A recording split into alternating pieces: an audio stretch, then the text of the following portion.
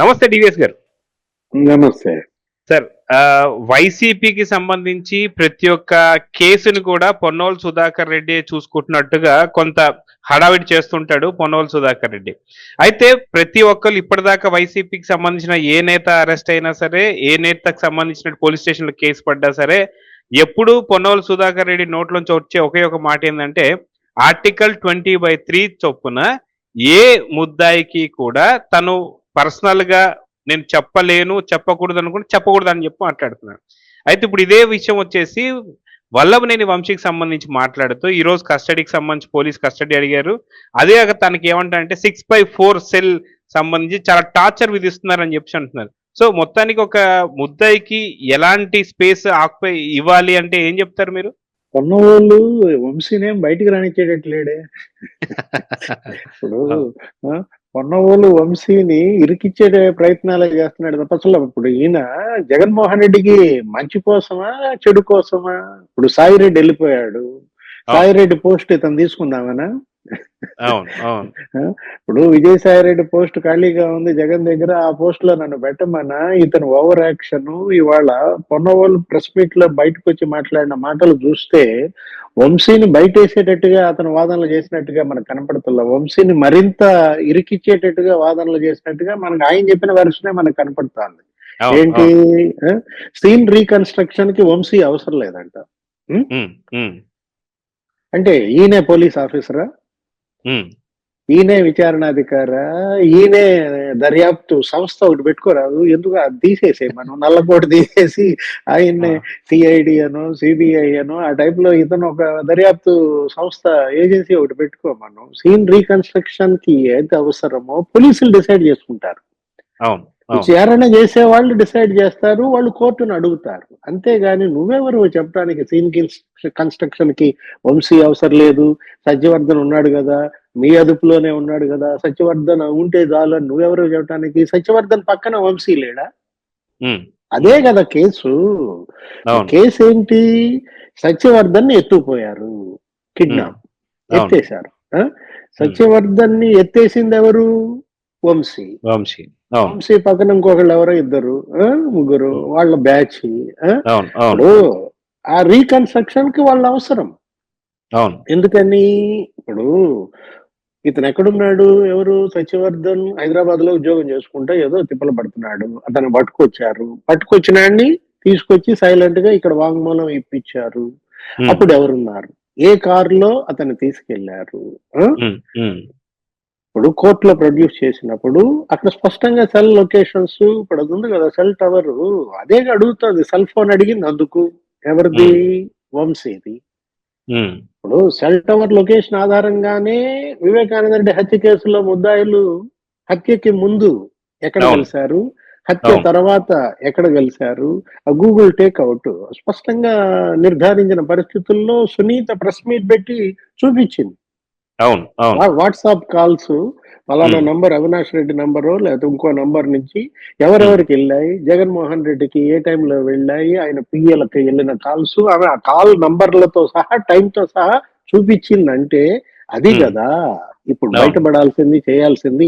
Technology అదే. ఇప్పుడు వాళ్ళ నేరస్తులకు ముక్కుతాడు టెక్నాలజీ అయిపోయింది. గూగుల్ టేక్అవుట్ అంటే చాలంట వీళ్ళు భయపడిపోతున్నారంట. సెల్ టవర్ ఎక్కడ కనపడ్డా వీళ్ళు పోసేసుకుంటున్నారంట, తడిపేస్తున్నారంట. ఇప్పుడు ఇవాళ ఈ పరిస్థితుల్లో ఇతను సెల్ ఫోన్ లో ఇప్పుడు మాంత్రికుడి ప్రాణం చిలకలా ఉన్నట్టుగా ఇప్పుడు ఈ నేరస్తుల ప్రాణాలు గుట్టుమట్లన్నీ సెల్ ఫోన్ లో ఉన్నాయా? ఎందుకని సెల్ ఫోన్ ఇవ్వటానికి భయం? ఇప్పుడు నిన్ను వస్తారు, నిన్ను అడుగుతారు, నీ సెల్ ఫోన్ ఈ జగన్ అంటావు, ఇస్తావా? ఇవ్వాల్సిందే. ఇస్తే తప్పేంటి? నువ్వు ఏ తప్పు చెయ్యకపోతే ఇస్తావు, నువ్వు తప్పు చేస్తే ఇవ్వవు. నేను అడిగితే సెల్ ఫోన్ నువ్వు ఇవ్వలేదు అంటే అర్థం దానిలో ఏదో ఉందనే కదా, అది నేను చూస్తాననే కదా. ఇప్పుడు మాంత్రికుడి ప్రాణం సెల్ ఫోన్ లో ఉన్నట్టుగా వంశీ ప్రాణం వాళ్ళ సెల్ ఫోన్ లో ఉందా? అసలు ఆ సెల్ ఫోన్ అక్కడ అరెస్ట్ రోజే పట్టుకొచ్చే పరిస్థితుల్లో ఎవరో మరి పోలీసు ఉద్దేశపూర్వకంగా విస్మరించారనో, దాని వెనక ఏం జరుగుతుందనో ఏదో అంటున్నారు. ఇవాళ ఇతను అంటున్న మాటలు బ్లాక్ క్రెటా, బ్లాక్ క్రెటా ఎక్కడుందో మరి తెలియాలంటే కస్టడీకి ఇవ్వాలా ఎవరిని, వంశీని వాళ్ళు అడిగారు. అవును అడిగితే అవును ఇతను ఏమంటాడు, పొన్నవాళ్ళు బ్లాక్ క్రెటా అది మేమెందుకు చెప్తాం, అది మీరే ఉమ్. ఎత్తుక్కోవాలంటున్నాడు. మీరు ఎత్తుక్కోవాలండి. అదే ఒక సెల్ ఫోన్ గురించి కూడా ఏం చెప్తున్నారంటే సార్, సుప్రీం కోర్టు కూడా చాలా క్లారిటీగా చెప్పింది, వాళ్ళకి ఇష్టమైతేనే సెల్ ఫోన్లు అప్పజెప్పాలే తప్ప ఎక్కడా కూడా ఇవ్వమని అయితే చెప్పలేదు అని చెప్పేసి మాట్లాడుతున్నారు. సో అంటే ఆధారాలన్నీ కూడా దాచేసుకొని మీరు ఎత్తుక్కోండి అని చెప్పేసి అనడాన్ని ఎలా చూడాలి? సో ఇవన్నీ నిజంగా మీరు ఇందాక అన్నట్టుగా వంశీకి ఇంకొంచెం లోతుగా గుంతలో పూడుస్తున్నట్టుగా ఉంది గానీ, బయటికి తీసుకొస్తున్నట్టుగా ఏం కనిపియడంలా. అంటే సుప్రీం కోర్టుని అవసరం మేరకే వాడుకుంటాడా పొన్నవాళ్ళు? హ్మ్. సుప్రీం కోర్టు చెప్పినవన్నీ వీళ్ళు చేస్తున్నారా? ఈయన వాదిస్తున్నాడా? సుప్రీం హ్మ్. కోర్టు ఏడాది లోపు ఈ ప్రజా ప్రతినిధుల కేసులన్నీ తేల్చేయమని, అవును. అవును. నేరగాళ్ళైనటువంటి ప్రజాప్రతినిధుల కేసుల విచారణ 1 year లో కంప్లీట్ చేయమని. మరి అవును. అదెందుకు వాదించడు పొన్నవాళ్ళు? ఆ? అవును. అవును. నేరస్తుల కేసులన్నీ ఏడాదిలోపు తేల్చేయండి. జగన్మోహన్ రెడ్డి, అవినాష్ రెడ్డి, ఈ బ్యాచ్ మొత్తం, పెద్దిరెడ్డి రామచంద్రారెడ్డి, లేకపోతే పిన్నెల్లి రామకృష్ణారెడ్డి, అనంతబాబు, ఈ ప్రజాప్రతినిధులందరూ ఉన్నారు కదా నేరస్తులు. వీళ్ళందరి అవును. కేసులు 1 year లో వాదించేది మరి కంప్లీట్ చేయమని సుప్రీంకోర్టు చెప్పిన దీంట్లో అదెందుకు హ్మ్. టేకప్ చేయడు? ఈయనకి ఏదైతే అవసరమో అది వాదిస్తాడా? హ్మ్. ఇవాళ సెల్ ఫోన్ హ్మ్. ఇస్తే స్పష్టంగా తెలిసిపోతుంది కాబట్టి వీళ్ళు ఇవ్వట్లేదు. అవును. బ్లాక్ క్రెటా ఎక్కడ దాచారో వీళ్ళకి తెలుసు కాబట్టి అతను కస్టడీకి వద్దంటున్నారు. హ్మ్. హ్మ్. సత్యవర్ధన్ తో పాటు సీన్ రీకన్స్ట్రక్షన్ కి ధైర్యంగా వెళ్ళాలి. ఎవరు? వంశీ. అవును. అతనే అవును. తప్పు చేయకపోతే, అతను కిడ్నాప్ చేయకపోతే ఎందుకు ఇందులో ఇన్ని వాదనలు, ఇంత ఇది? ఇప్పుడు ఇతను మాట్లాడిన దాంట్లో ఏమన్నావు ఇందాక ఇంట్రోలో నువ్వు? 6/4 సెల్లో పెట్టారంటున్నావు. సెల్‌లో పెట్టి టార్చర్ పెడుతున్నారని చెప్పి మాట్లాడుతున్నాడు.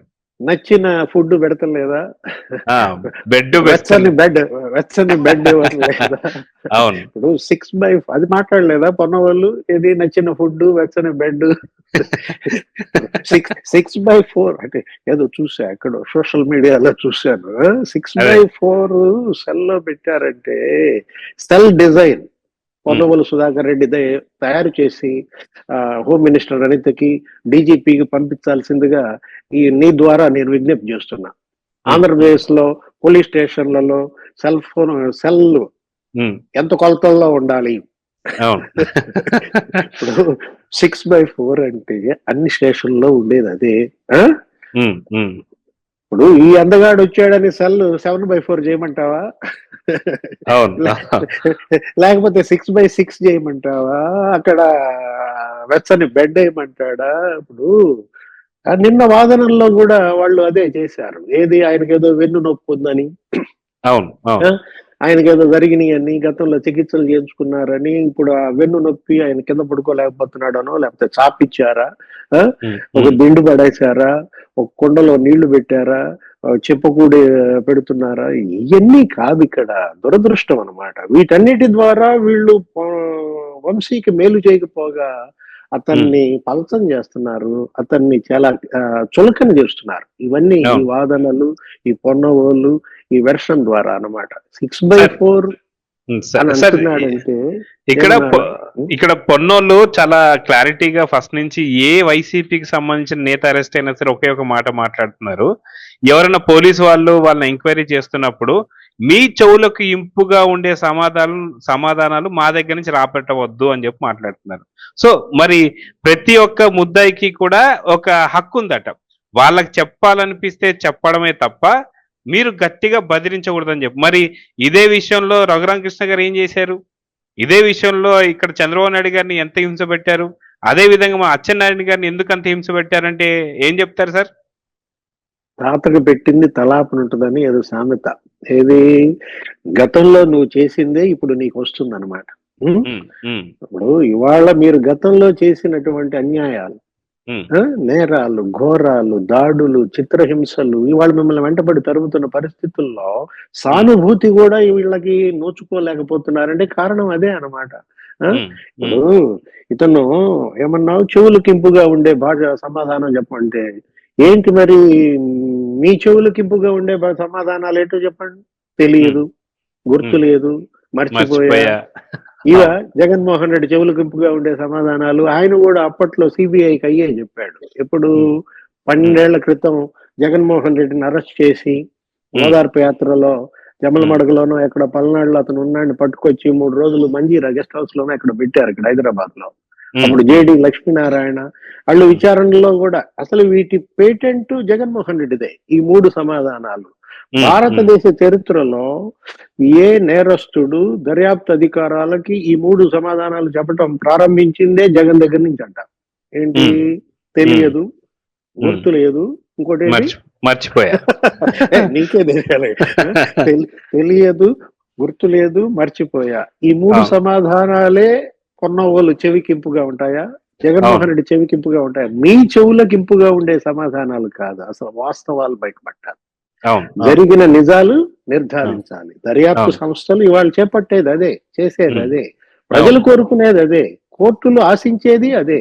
వాళ్ళ న్యాయమూర్తి దాని బేస్డ్గా తీర్పు చెప్తారు, ఏది సత్యం ఏది అసత్యం. ఇప్పుడు అక్కడ న్యాయ దేవత కళ్ళకేదో మీరు గంతలు కట్టినంత మాత్రాన అదేంటి, అది నిష్పక్షపాతానికి కట్టిన గంతలు అవి. నేను తమ్ముడు తనాడైనా ధర్మం చెబుతాను, నాకు మీ ఎదురుగా ఉన్నది ఎవరో నాకు అనవసరం అని కదా ఇవాళ న్యాయమూర్తిగా ఇవాళ ఇస్తున్నటువంటి ఈ తీర్పులు దోషుల్ని కఠినంగా శిక్షించాలా, బాధితుల్ని రక్షించాలా, ఇది మన యొక్క సిద్ధాంతం. ఏది 100 మంది దోషుల్ని వదిలిపెట్టినా ఒక నిర్దోషి కూడా శిక్ష పడకూడదు అనమాట. భారతీయ న్యాయ మౌలిక సూత్రం ఇవాళ చట్టం చేతులు చాలా పొడవైనవి. వీళ్ళు ఏమనుకుంటున్నారంటే ముద్దాయిలు, నిందితులు, మేమేదో తెలివిగలాళ్ళం, మేము చట్టం కళ్ళు కప్పేస్తాం, న్యాయమూర్తి కళ్ళు కప్పుతామంటే అయ్యేది కాదు. ఇలాంటి పొన్నవోలు సుధాకర్ రెడ్డి లాంటి లాయర్లను అడ్డం పెట్టుకుని ఏదో చేద్దాం అనుకుంటే వాళ్ళ పొన్నవోలు ఎలాంటి ఆడో, పొన్నవోలుకి జగన్మోహన్ రెడ్డికి మధ్య ఉన్న క్విడ్ ప్రోకో ఏంటో షర్మిలే చెప్పేసింది. వాళ్ళ నాన్న రాజశేఖర్ రెడ్డినే చార్జ్ షీట్ లో పొన్నవోలు పెట్టించాడంటే జగన్ ని బయటకు తీసుకురావడం కోసం, బెయిల్ కోసం వీళ్ళు దేనికైనా తెగిస్తారనేది. వాళ్ళ పొన్నవోలు జగన్మోహన్ రెడ్డి క్విడ్ ప్రోకో కాదు, పొన్నవోలు కొడుక్కి జగన్మోహన్ రెడ్డి సీఎం గా ఇచ్చినటువంటి ఆ క్వారీ లీజులు ఏయో మీడియాలో కథనాలు మనం చూసాం. ఏది అటు ఉత్తరాంధ్రలో గ్రానైట్, అట్లాగే ఇటు రాయలసీమలో కలర్ గ్రానైట్ లీజులు ఎలా ఇచ్చారు పొన్నవోలు కొడుక్కి. ఇప్పుడు టెక్కలిలో 600 దరఖాస్తులు పెండింగ్ లో ఉంటే అవన్నీ ఆపేసి ఈ దరఖాస్తు క్లియర్ చేశారు. మదనపల్లిలో అదే చేశారు. ఎవరో ముస్లిం మహిళకి ఇచ్చినటువంటి ఆ లీజ్ క్యాన్సిల్ చేసి కార్తీక్ రెడ్డికి ఇచ్చారని. అంటే పొన్నవోలు జగన్మోహన్ రెడ్డి ఆ సంబంధాలు, ఆ క్విడ్ ప్రోకో అందరికీ తెలిసిన అంశం, షర్మిలే బయట పెట్టిన అంశం, మీడియా వెల్లడించిన అంశాల నేపథ్యంలో ఇవాళ పొన్నవోలు వాదనలు, పొన్నవోలు యాక్షన్ జగన్మోహన్ రెడ్డికి ఆయన బ్యాచ్ కి మంచి కన్నా చెడే ఎక్కువ జరుగుతారు. అయితే ఇక్కడ మనం చూసుకుంటే సార్, గతంలో కూడా నందిగామ సురేష్ కావచ్చు, లేకపోతే తలసిల రఘురాం కావచ్చు, లేళ్ల అప్పిరెడ్డి కావచ్చు, ఎన్నో కేసుల్లో అరెస్ట్ అయిన వాళ్ళు అందరూ కూడా పోలీస్ విచారణలో అందరూ కూడా ఈ 3 డైలాగులే మనం ఇందాక అన్నట్టుగా, నాకు తెలీదు, గుర్తులేదు, మర్చిపోయా. ఇదే విధంగా మళ్ళీ అక్కడ ప్రత్యక్షమైనటువంటి ఒక పొన్నవోలు సుధాకర్ రెడ్డి కూడా ఏదైతే ఆర్టికల్ 20/3 ప్రకారం వాళ్ళకి ఇష్టం ఉంటే చెప్తారు, లేదంటే లేదంటున్నారు. సో ఇదే ప్రతి ఒక్క కేసుకి నిజంగా ఇదే ఆపాదిస్తే నిజాలు ఎప్పుడు బయటపడతాయి, ఎలా బయట పెట్టాలి? ఇప్పుడు ఆయన ఇంకొకటి కూడా ఇచ్చారు, అంటే నెక్స్ట్ మీరు ఒకవేళ చెప్పకపోతే 3rd డిగ్రీ ప్రయోగిస్తారా వల్లభనేని వంశీ పైన అంటున్నారు. సో ప్రయోగించాల్సిందేనా, తప్పదా? అంటే ఒక పొన్నవోలు చాలడం, ఇంతమంది నేరస్తులు, ఇన్ని కేసులు, ఇప్పుడు ఎంత 9 నెలలే కదా అయింది, ఇంకా 4 ఏళ్ళు, ఇంకా 3 నెలలు ఉన్న నేపథ్యంలో ఇంకెన్ని కేసులు పడతాయో, ఇంకెంతమంది జైలుకు వెళ్తారో, కనీసం ఒక 100 మంది పొన్నవోళ్ళు కావాలి. ఏది ఇప్పుడు ఈ రాబోయే కేసుల్లో ఇరుక్కునేటటువంటి వైసీపీ నాయకుల్ని, నేరస్తుల్ని, వీళ్ళందరి తరపున వాదనలు వినిపించడానికి ఒక పొన్నవోలు చాలదేమో, 100 పొన్నవోళ్ళు కావాలన్నమాట. ఎక్కడ మరి డూపు ఎక్కడ తయారు చేస్తారో ఏంటో జగన్మోహన్ రెడ్డి కుస్తీ పడాలా. ఇది దురదృష్టం అన్నమాట. ఏది అంటే ఒకటి, భారత శిక్షా స్మృతి, న్యాయ వ్యవస్థ గొప్పదనం ఏంటంటే నేరస్తుడు, నిందితుడి తరపున కూడా వాదనలు వినిపించాల్సిందే. ఆ దిశగా పొన్నవోలు చేస్తోంది అదే. అతను వృత్తికి న్యాయం చేయటం కన్నా కూడా ప్రవృత్తికి ఎక్కువ న్యాయం చేస్తున్నాడు. అది మనకి దురదృష్టం, ట్రాజడీ అనమాట. ఆయన వృత్తి ఏంటి? న్యాయవాద వృత్తి. ఆయన ఏంటి, నేను అసలు వైసీపీ వాళ్ళకి తప్ప ఇంకెవరికి వాదించను, మీరు వరుస పెట్టి అందరినీ జైల్లోకి వేయండి, నేను బిజినెస్ చేసుకుంటా అంటున్నాడు. అవును అవును ఏది ఇప్పుడు పొన్నవాళ్ళ కోసం వీళ్ళందరినీ జైళ్ళకి ఏడ పంపిస్తుంది కూటమి ప్రభుత్వం? ఒక్కొక్కళ్ళని అవును పంపిస్తుంది. ఏది వరుస పెట్టి అందరినీ ఒకేసారి పంపిస్తే మొత్తం వాదనలన్నీ ఒకేసారి వినిపిస్తానన్నట్టుగా వెళ్తున్నాడు. అవును అవును అవును సార్.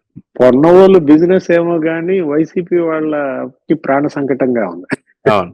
సో చూద్దాం సార్, మొత్తానికి పొన్నోలు సుధాకర్ రెడ్డి చేస్తున్న వాదనలు కావచ్చు, వల్లభనేని వంశీకి సంబంధించిన కేసులో ఏం తేలబోతుందో చూద్దాం మరి. నమస్తే సార్.